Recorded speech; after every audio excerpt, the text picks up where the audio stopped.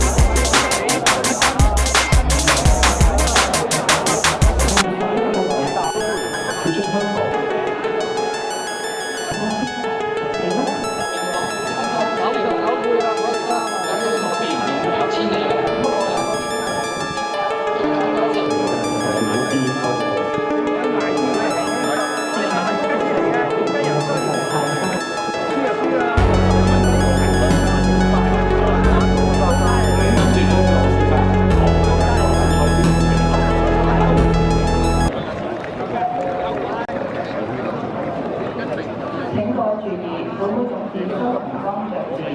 參考東方標行沙田錦標比勝出頭馬比例傳承馬主國會先生，